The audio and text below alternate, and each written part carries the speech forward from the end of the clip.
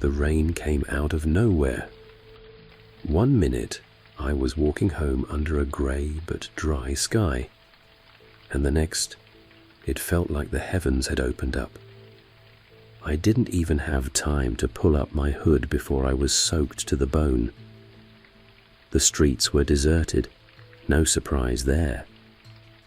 Anyone with sense had ducked into their homes or a pub the second the clouds started rolling in. Me, I was stuck halfway down Chapel Lane with no umbrella and no shelter in sight. I tightened my coat around me and trudged on, feet splashing through puddles.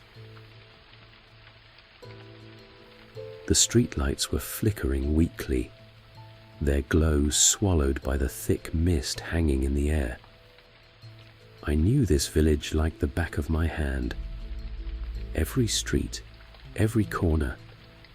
But in that moment, it all felt strangely unfamiliar, like I'd wandered into a place that looked like home but wasn't.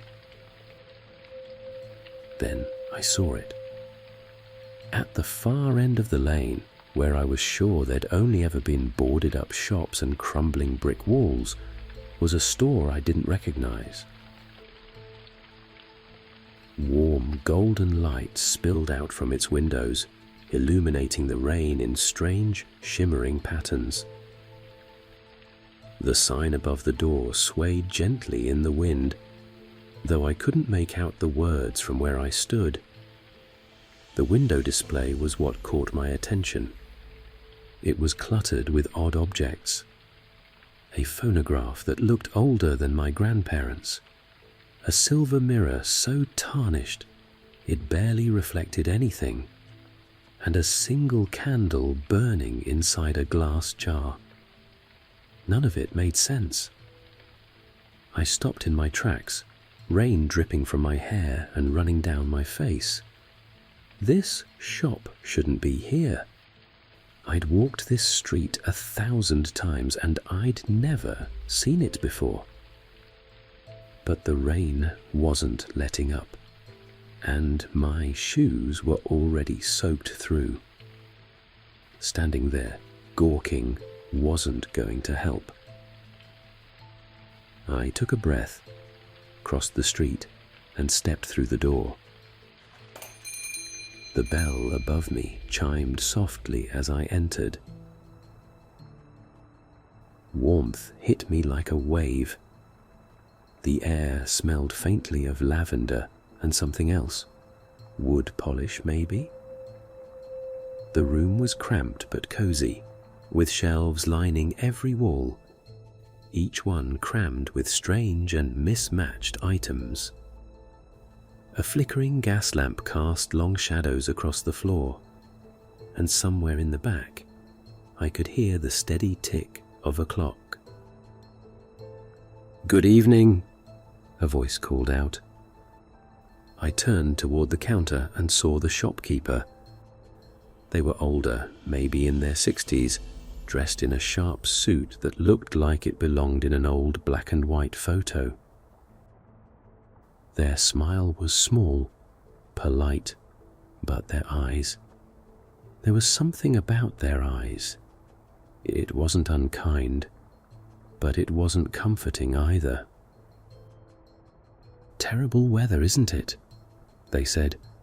Come in, you'll catch your death standing out there."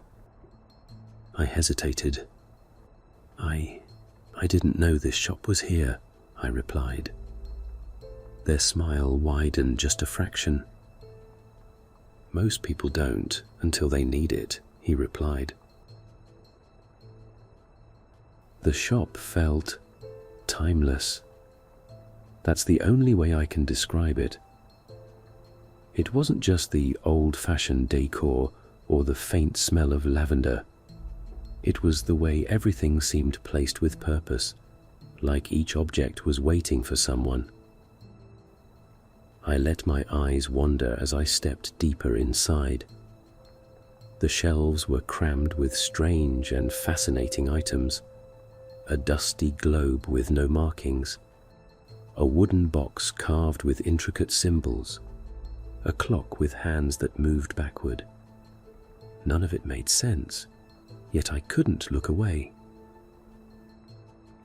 "Take your time," the shopkeeper said from behind the counter. Their voice was calm, unhurried, like they had all the time in the world. I nodded, but didn't reply. Something about them put me on edge. Not in a threatening way, but like they were watching too closely, seeing too much. I kept my focus on the shelves. One item caught my attention almost immediately. It was small and unassuming, tucked away behind a row of glass jars. A pocket watch. Its surface was scratched and the chain was tarnished, but there was something about it, something familiar. I reached for it without thinking, my fingers brushing against the cold metal. "You've got an eye for that one," the shopkeeper said, their voice startling me. I turned, feeling oddly self-conscious. I don't know why, but it feels like I've seen it before. They smiled faintly, their hands folded neatly on the counter. "Perhaps you have. The shop tends to find people when they need it most, and it shows them what they've left behind." I blinked. "What does that mean?" I asked. They didn't answer right away, just stepped out from behind the counter and gestured toward the pocket watch. "Go ahead, take it. It's meant for you." I hesitated. I don't have any money on me right now.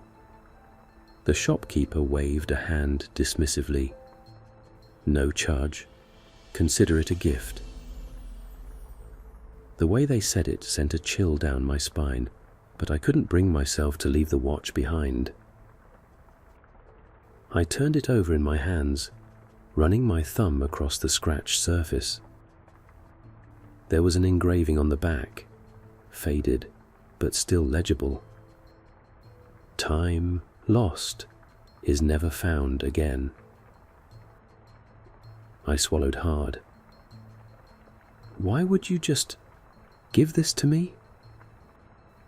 They tilted their heads slightly, their expression unreadable. "Because it's already yours. The rain decides what happens next." "The rain?" I asked. "You'll see," they said, their tone light, almost playful. "But remember, once you leave, there's no coming back."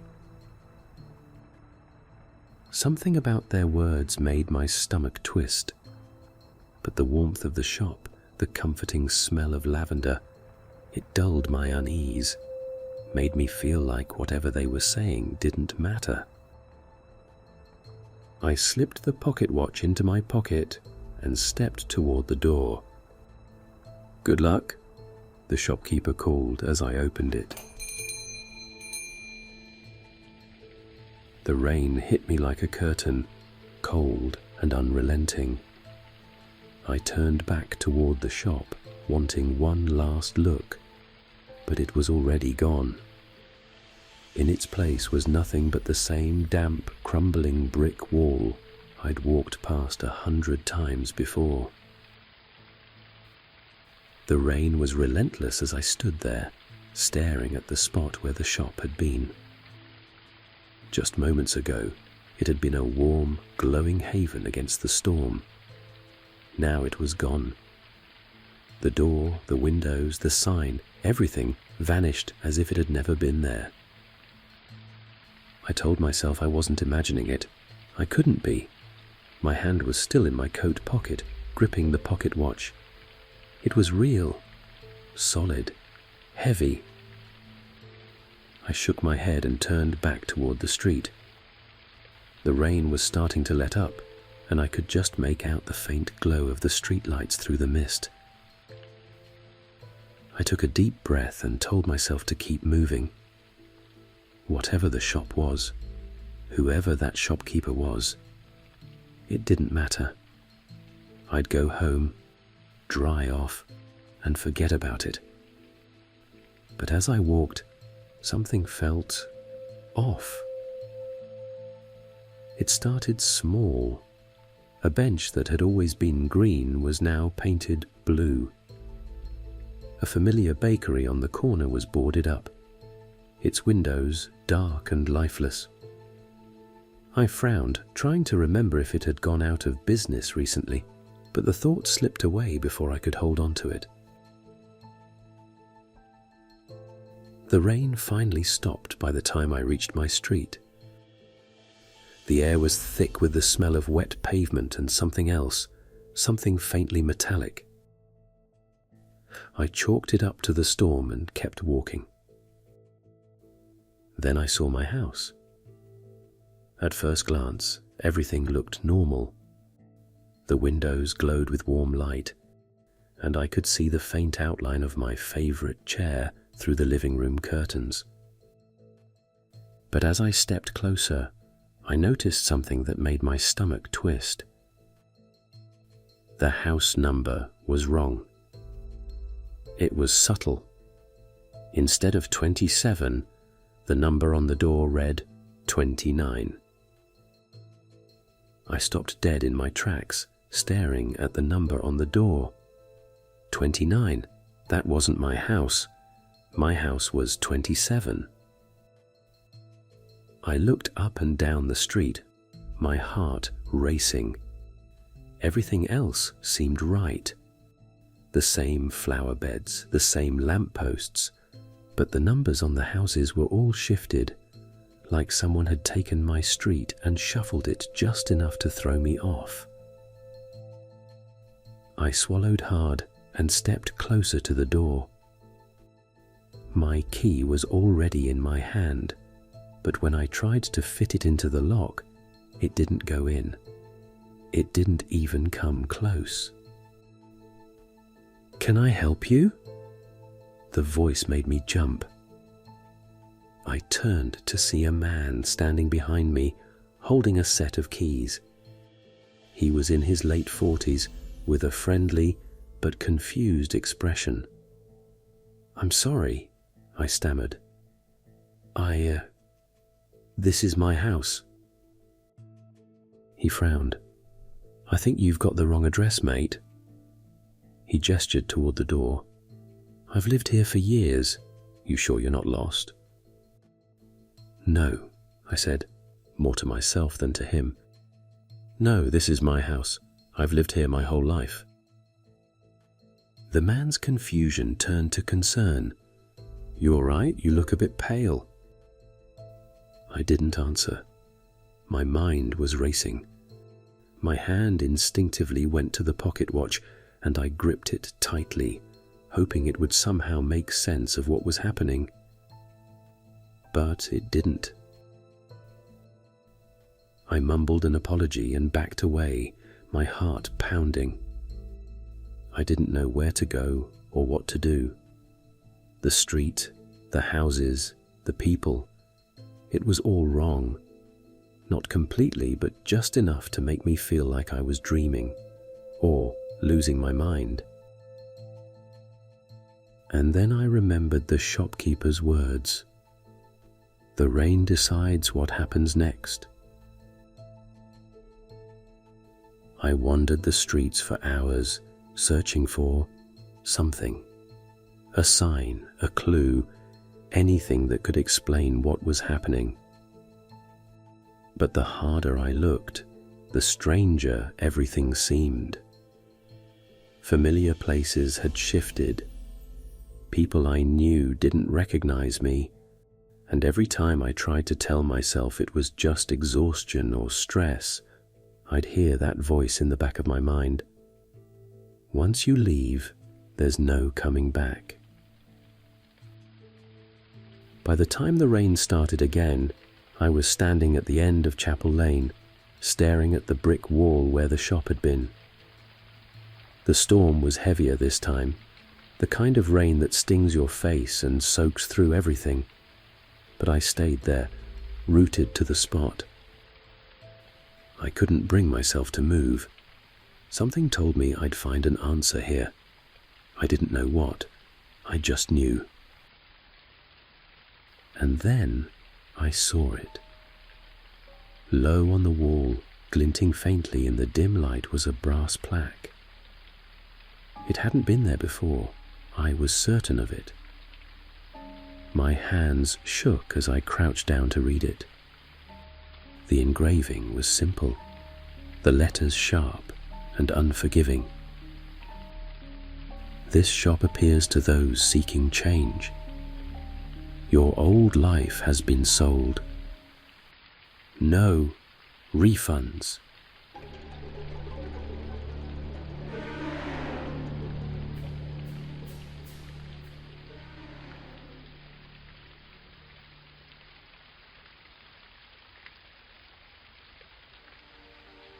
Thanks for watching. If you enjoyed the story, please do subscribe. It's so important to enable me to create more of these original stories. I release a brand new story every Friday, and all of my stories are exclusive to Night Tales Creepypasta. Also, check out my Patreon for ad-free episodes and early access. Night Tales Creepypasta is also a podcast, and you can find it on Spotify, Amazon, Apple Music, and all major podcast platforms. See you next time.